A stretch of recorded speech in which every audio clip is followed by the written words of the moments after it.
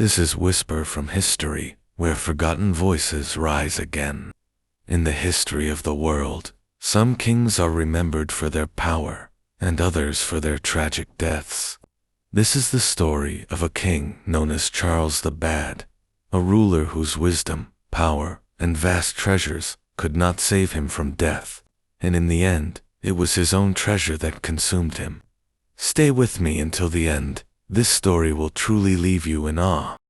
The palace walls shimmered with wealth, but behind them, a man was dying slowly, poisoned by the very symbol of his power, gold. His name was King Charles II of Navarre, remembered in whispers not for his triumphs in battle or his cunning politics, but for the grotesque way in which he left this world, consumed by his obsession with alchemy and with the belief that gold could grant eternal life. It was the 14th century, an age when kings sought not only crowns, but immortality. The Black Death had swept across Europe only decades earlier, leaving behind a continent obsessed with life's fragility and desperate for answers beyond medicine. Alchemy, half science, half mysticism, offered hope. It promised not only the transformation of lead into gold, but the transmutation of human frailty into eternal strength. Charles II was not immune to these temptations. Known by his people as Charles the Bad *, he ruled Navarre, a small kingdom wedged between France and Spain. His reign was marked by intrigue, betrayal, and endless wars. Yet, in his private chambers, the king wrestled with something greater than politics, the creeping weight of his own mortality. He turned to the alchemists, those secretive figures who claimed to unlock the mysteries of nature, and among their most dangerous ideas was the belief that powdered gold, when consumed, could purify the body and extend life itself. But gold is not food. It is not medicine. It is a heavy metal that the body cannot break down, and in large amounts, it becomes poison. The king, however, did not see poison. He saw salvation. The recipes were elaborate: gold leaf ground into powder, gold coins dissolved in strong acids, elixirs shimmering with flecks of the precious metal. The king drank them all. Each sip was taken not with fear, but with hope that the gleam of gold within his veins would strengthen him, preserve him, make him immortal. And at first, perhaps, it seemed to work. His courtiers whispered that his eyes gleamed brighter, that his presence seemed otherworldly. But slowly, beneath the surface, the poison began its work. His body grew weak, his organs strained under the impossible burden of what he was consuming.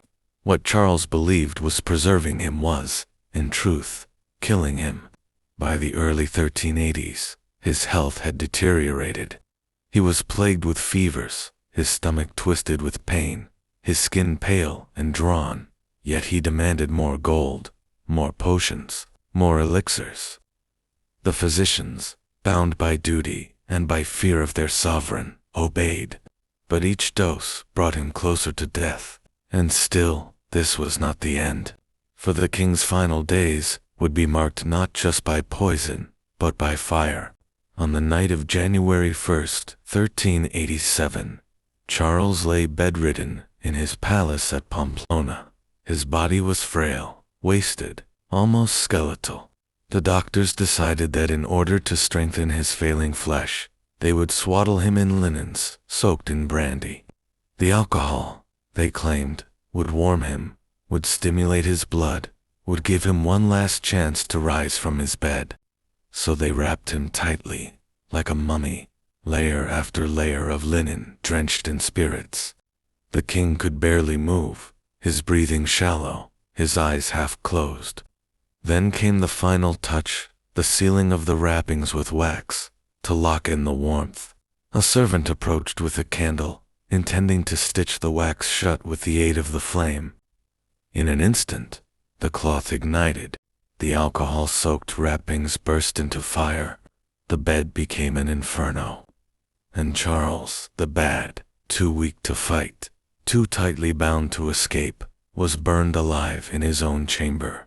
A king who had consumed gold in search of immortality ended not with the brilliance of eternal life, but with a death of unimaginable horror. But this story does not end here, because Charles was not the only ruler who believed in the power of gold. Across Europe, kings, emperors, and even popes flirted with the dangerous promise of alchemy. Gold was not merely wealth, it was purity, incorruptibility, the metal that never tarnished. To eat gold was to take into one's body the very essence of eternity.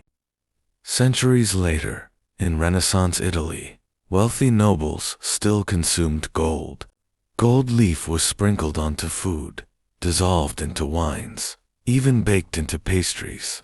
Catherine de' Medici's court in France dined on delicacies laced with gold. But these were gestures of luxury, vanity, and spectacle. Charles, by contrast, had made it a medicine, a cure, and for him it had become a curse. What drove him to such extremes? Perhaps it was desperation, perhaps it was fear. But in truth, Charles the Bad had always lived on the edge of self-destruction. He had been born into conflict, inheriting not only the crown of Navarre, but also claims to the throne of France. His ambitions set him against powerful rivals, the French crown, the English kings, and even his own allies. His reign was a labyrinth of shifting allegiances, betrayals, and bloody battles. He ordered assassinations, schemed behind closed doors, and earned the hatred of his own people. So deep was his cruelty that chroniclers of the time claimed his death by fire was a judgment from God.